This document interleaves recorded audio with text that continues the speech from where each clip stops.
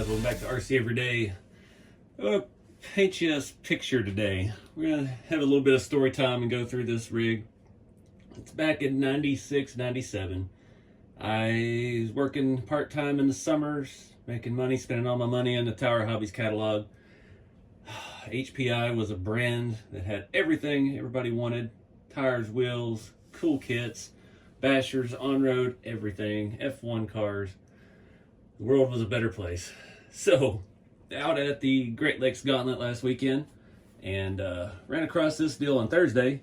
Aaron with APC Hobbies, APC RC, they have all the wheels that you see out at events. You got just all RC wheels, every size, every style, every color, everything. And he had some vintage stuff that he had brought out there from a friend of his to sell. And he had this on the back of his golf cart, and I saw it and asked about it, and of course everything's for sale. So we've got HPI RS4. This is the date on the box is 96, and it's pretty rough, but got a good deal on it. So we're gonna look at this thing today and go down memory lane. I immediately recognized the 3-spoke wheels. They are I believe different offsets. Yeah, their backs are wide. The body's actually in pretty good shape. It's dusty as all get out. I'm gonna clean it up here in a minute. I never had one of these back around 2000 or so. I picked up an RS4 Rally, and that was similar platform. It had a little bit different configuration. It had a carbon chassis. I had the Subaru WRX body, 4-door, and I love that car. Of course, I didn't rally much with it. I converted it to on-road and just, drove around, did my thing. Never really raced or anything, but I love that chassis. It drove so good. It was brilliant design, and I've been looking for one of those for a while to replace that, and they are expensive. I don't know what it is. The RS4 Rallies, I haven't been able to touch a used one on eBay for less than $300, and yeah, that's more of an investment than I want to put into something that I'm going to have to restore basically at this point. So got a really good deal on this. This is the first gen RS4 chassis. It's got the Mercedes body. The body has very minimal wear. It's painted this kind of unique green color. It's in decent shape, so let's take a look at it. Let me get off here and clean it up real quick. All right, I cleaned up pretty good. It's got some scuffs and scratches, and it's got one little split on the fender on this side, but overall, it's really good condition for a raced body. I'm pretty sure this has been raced. The tires on it are absolutely shot. They're pretty much bald at this point, and now they're just cracked and falling apart. Had the old HPI radials, I think is what they were called. Cool on-road tread. Let me show you the chassis a little bit closer. See, this thing's got just a little bit of rash on it. There's some dents through there.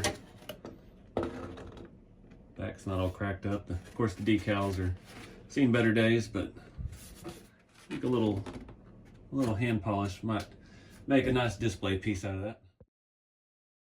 All right, so no motor with it. I've got some my kind of wiring. This looks like stuff I did in the in the 90s as a kid without a soldering gun.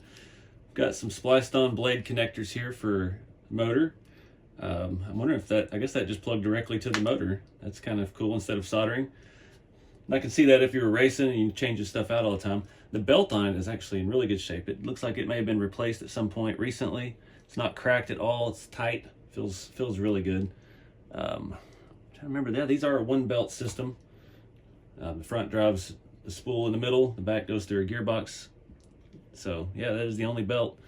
It has the aluminum plates, packed full of all of the best late 90s tech. Novak Polaris AM receiver. It had which one was it? It had a Airtronics Rival, which I've got one. It's in perfect condition. That was the radio I had as a kid. So it was kind of neat. This was on that. That one had a different crystal in it, so somebody used them in multiple vehicles. And for ESC, we've got a Novak Fusion. And again, I don't know if any of this stuff works. Obviously, it's old as the hills, but the on switch is kind of dangling. It looks like I wired it. And a vice grip garage moment. Like, I'm pretty sure I worked on this before.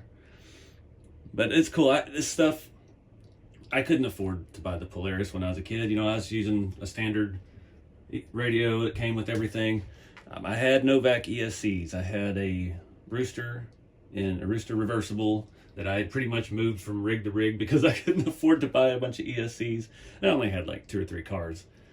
But yeah, I had my TAO2 Alfa Romeo, so I was into the on-road stuff. That's why I know a lot about these RS4s, because it was on my want list as a kid. And I had a RC10 T2 stadium truck that I drove the snot out of. But you can see the tires are all gone. They are glued. Looks like I could save the wheels. Got a little bit of rash on a couple of them. Somebody got very heavy on this one with the glue. This one's boogered up pretty bad. This kind of stuff is hard to find now. I know I've seen a few sets of these wheels on eBay, and they're, you know, I've seen them for like 40 bucks a pair now. So might be something we could replace. But that's the thing I got to decide. Do I want to build a driver, or do I want to restore this? At this point, this is verging on 30 years old. So I just don't know. The servo is a standard Futaba SC3003, nothing fancy, and a 4200 nickel metal battery that appears to be blade connected. Wow. That is with homemade watertight seals there. And the big old floppy antenna that just came loose. So let's take a look at the bottom. So you can see it's got a little bit of scratching on it. I don't remember what this is, if it says on the box. This is like a graphite or carbon composite type chassis. Fiber reinforced nylon suspension arms. I don't see upper and lower durable black fiberglass chassis. So yeah, it's got the grain to it. Back in the day, all the fiberglass chassis stuff. But I don't remember if these had all these Phillips head screws or they were using metric. I'm guessing it was Phillips because everything's got it except for a few that have been replaced, like the servo mounts. Actually, only the servo mounts have that. That's crazy. Like I said, I don't remember a whole lot about building my RS4 Rally, but it was it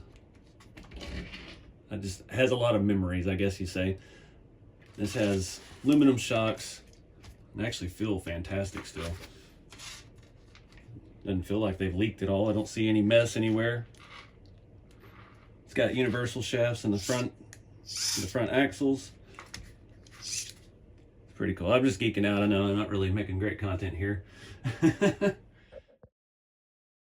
Pulled the battery out. See, it just says Power Racing. That's the only information it has on it. I know for 96, a 4200 nickel metal battery was pretty expensive. I think the most I was able to afford in the early 2000s was a couple 3000s. I had an Emax briefly, and it took 2 batteries, so I had 2 3000 7-cell packs that I got on eBay. I think it was still like $60 back then. It's insane what we've done with lipos now in the hobby. I was at the booth all weekend with Helios Bauhaus and RC Attic, and just, you know, I've used Helios batteries forever, and I was looking at some new ones, and it's like the prices have gotten so much cheaper. Like my 3000 little 3 cells that I use are, God, they're only like 34 bucks. Like, that is insane, the amount of juice you can get in these batteries now, and for the price. And I just realized in the back it has universal shafts as well, because the angle of the arms. That is pretty cool. Went and dug through my tire bin. I scored these in a lot of stuff a while back. These are some old HPI wheels from about the same era. These tires are actually really good. These are the super radials. They're all for the same width, unfortunately.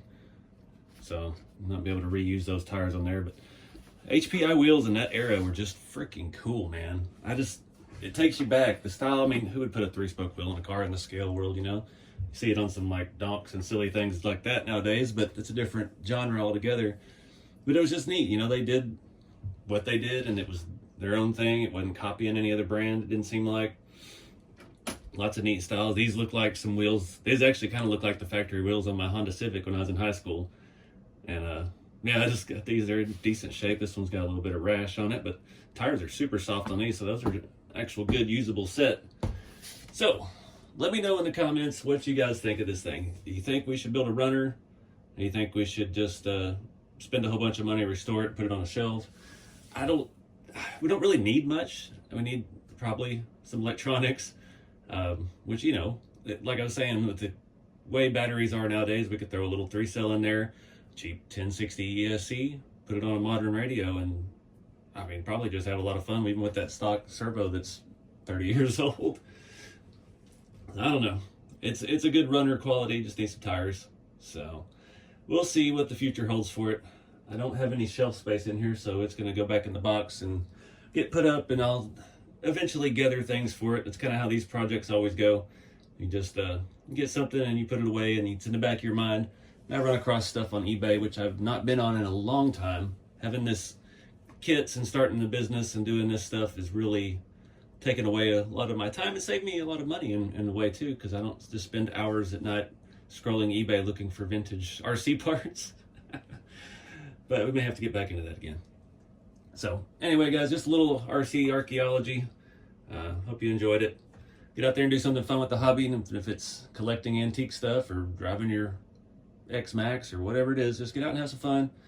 And yeah, go check out these events. Even, you know, this, you don't got to drive halfway across the country like I do, but find something local and just get out around people, and you never know what you might run across. Stuff like this opens you up to some new genres of the hobby. That's kind of how the scale side of crawling has really taken off, is because getting out more places, with Jeremy moving to Kentucky, and a lot of those guys were interested in the scale part, and they went to USTE last year or this year, and now they're obsessed with it just like him and I are. So just have fun with it no matter what it is, guys. But until next time, keep it scale, and I'll see you in the next video.